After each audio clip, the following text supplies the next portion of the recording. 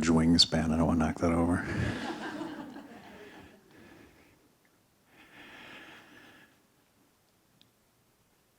This story is still unfolding because I knew about this 4 days ago. But it's recent, but it's also lifelong. I'm 5 years old, and I'm playing in the snow. My mom and dad are walking along the street, small town in Canada. And sometimes they would run. They're very healthy lifestyles, worked out. Dad exercised every morning, ate healthy. And they would pull me in the sled. They wouldn't pull me. We had a sled dog. And typical Canadian. I would be on the sled, and the dog would run, and my mom and dad would run off ahead. And I just thought it was the coolest thing, which is probably why I like things like speed now. The distance traveled between 2 points, not the drug. This time there was no sled dog. I was just playing, and I climbed up the snowdrift, and I fell in like up to my chest. And I wasn't scared. I was shorter then, by the way. I guess you can picture the snowdrift about this tall, not this tall. But I had to call for my dad. I would make sure he heard me because I didn't want to stay there till spring. And I said, "Dad, Dad!"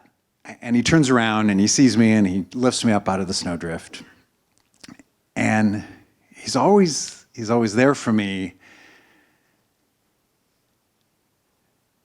until one day he wasn't. And we go through life, we wake up, we brush our teeth, we go to work. He's an English teacher, taught his kids, go home, have dinner, maybe watch a little TV, have a conversation with the family, brush your teeth, go to bed, and not wake up again. I'm older than he was when he died now, and nobody knows why he died.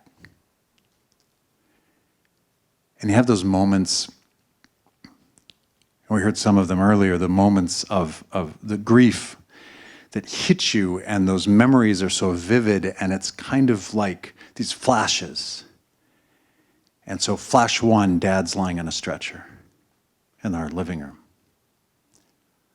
Flash two, we're in an ambulance, and it's raining and it's dark. My mom is crying, she's driving, and there's sprinkles on the windshield, and the ambulance lights are refracting off of the sprinkles, and it's the coolest thing, except for my mom's crying, and it's my dad that's in the ambulance.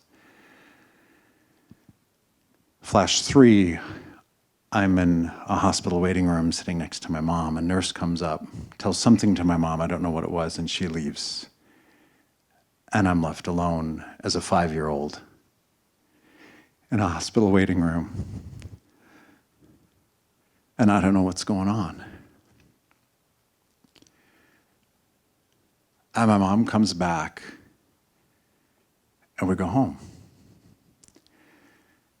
And I don't remember what she said. All I knew is that she said something that Dad's not coming home with us, ever. And that child who loved to go play in the snow and run on a sled, confident and secure in the certainty of life, was gone. I withdrew into myself. I became shy. And I said that in my bio, and nobody believes me, but I am. And throughout my entire life, the one thing, through all the grief and counseling and people talking with me, the one thing that reached back into that moment was that I never got to say goodbye. My mom got to say goodbye, and I never got that chance to say goodbye because we left. And for some reason, I wasn't allowed to. And I understand that they were doing the best they could and making the decisions. The doctors and the nurses and my mom probably didn't want me as a 5-year-old to see my dad like that. But to me, I was tethered for my entire life to that 5-year-old moment of not having that end. I thought the other day my dad ghosted me, literally. And through therapy and a process of learning and growing up and getting involved in theater and public speaking because I knew the end to those things. I could be emotional, but it was scripted. I knew how to handle it. Today's scary because I don't know how this is going to end.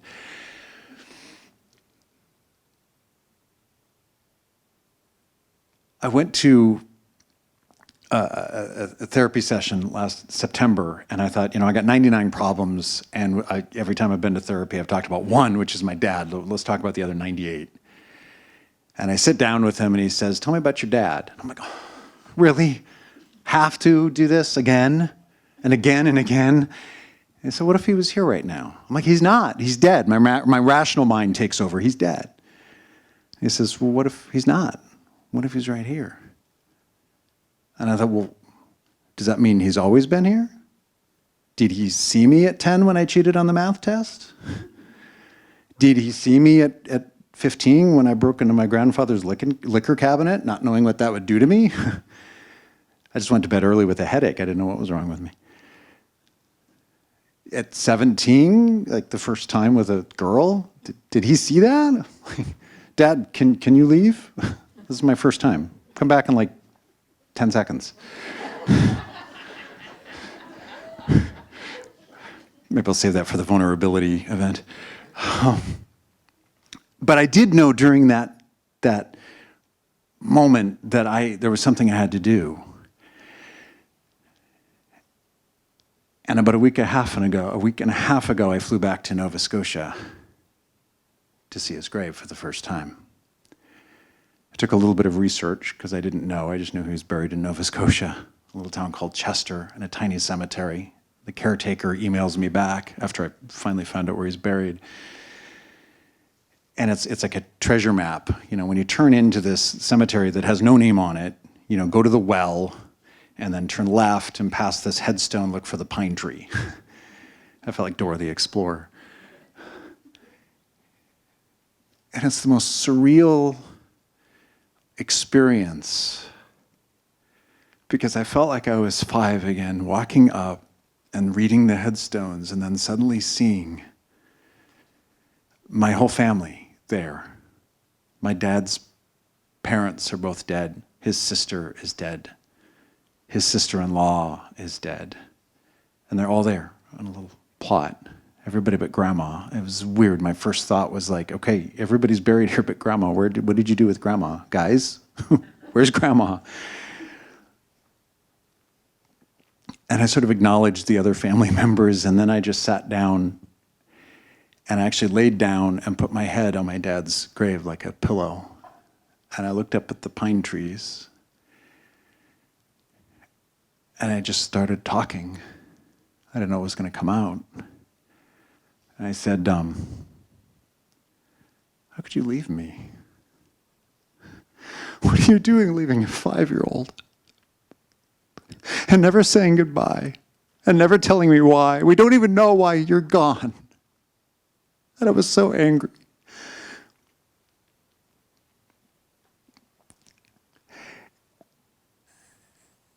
And I thought there's a part of me that's like, I'm talking to bones, and that there's another part of me that says, but I'm not. And I just had the sense that he was like, I didn't mean to leave. You think I had a choice? You think I wanted to leave my 5-year-old? I have a younger brother who's 5 years younger. He died when my mom was pregnant. She had to take care of both of us. And I sat in that moment. Dad, you'd be proud of your grandkids. They're pretty cool. And he'd be proud of my brother, whom he had never met. I think he'd be proud of me too. And I think I know now, Dad, why Mom told me she never wanted to remarry. Because the time she had with you is unmatched. Nobody else comes close to who you are. And those 5 minutes or 5 years that I had with you is unmatched compared to 50 years with anybody else. And in that moment, everything shifted. And instead of seeing the child that lost a father, for most of my life, I see a child that had an amazing father for 5 years.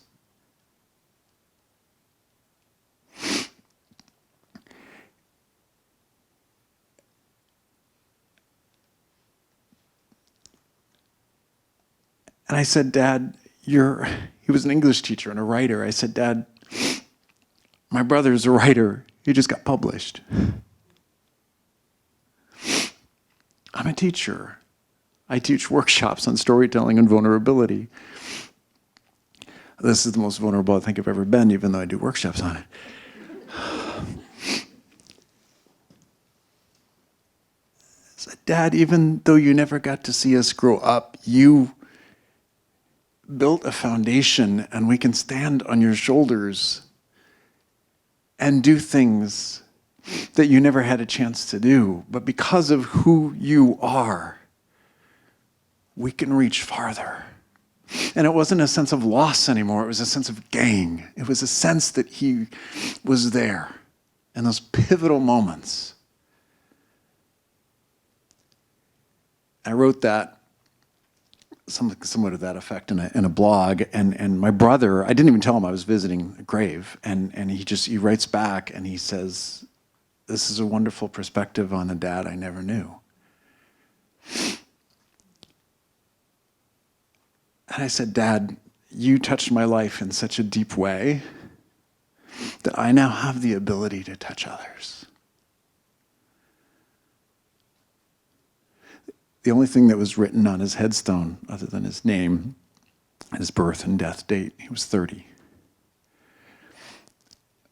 was the word peace.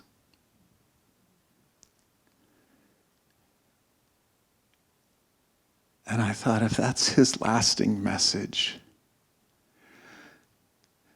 then my mandate is to carry that message forward. How can I bring peace to other people's lives that need it?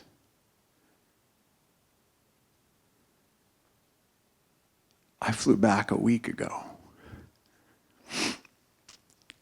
This story is still yet to be written. But I do know now, looking back, that I take those moments, and it was shared earlier, those beautiful moments were so precious and so beautiful and so deep and so rich with my dad that it didn't matter if it was 5 years or 50, because to me, there's nobody better. And those 5 years then with him made it worth it. Thank you.